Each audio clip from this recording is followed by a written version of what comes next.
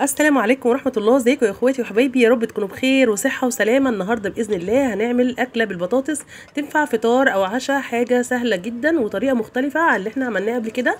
هجيب طاسة واحط فيها شوية من الزيت، وهقطع بطاطسيتين طرنشات، بس لا رفيعة ولا تخينة، وسط يعني. وهقلبهم على النار لغاية ما يتحمروا من الجنبين، وهوطي عليهم العين كويس بحيث ان هما مستويين كويس قوي من جواهم. وبعد كده هطلعهم وهحط الكمية التانية عشان أنا عاملة بطاطسيتين. نطلعهم لونهم ذهبي كده وحلو. وبعد كده هكون مجهزة بصلتين مقطعاهم جوليان، وهقلبهم لغاية ما يتبلوا، واحط عليهم شوية ملح وشوية فلفل كده خفاف، لان انا هحط ملح وفلفل في الاخر تاني. لما يتبلوا كده هطلعهم في طبق على جنب، ومعلقة من الزيت.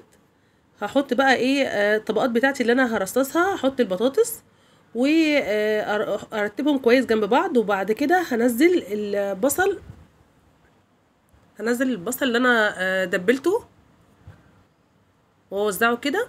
واجيب 3 بيضات واحط عليهم ملح وفلفل اسود وبابريكا وشطه وحبه صغيره او رشه صغيره من مرقه الدجاج، وده اختياري مش مهم منها خالص. وهقلبها كده واغطيها لغايه ما تتحمر من الجنب ده، واقلبها في طبق وانزلها تاني في الطاسه بحيث ان تتحمر من الوش التاني. وهي طلعت معانا اهي. وجبه جميله جدا جدا وهتعجبكم قوي قوي قوي. انا بحب الوصفات اللي بيبقى فيها بصل كتير، انا بعشقها جدا يا جماعه، والله بيبقى طعمها حلو قوي. طعمها جميل ومختلف، واولادي قالوا لي حاسين ان احنا بناكل برجر، طعمها حلو قوي. وهنزل شويه من الكاتشب للتزيين، وبتدي طعم حلو برده، مهم قوي برده في الوصفه. وبالهنا والشفا، ويا رب وصفتي تكون عجبتكم، والسلام عليكم ورحمه الله.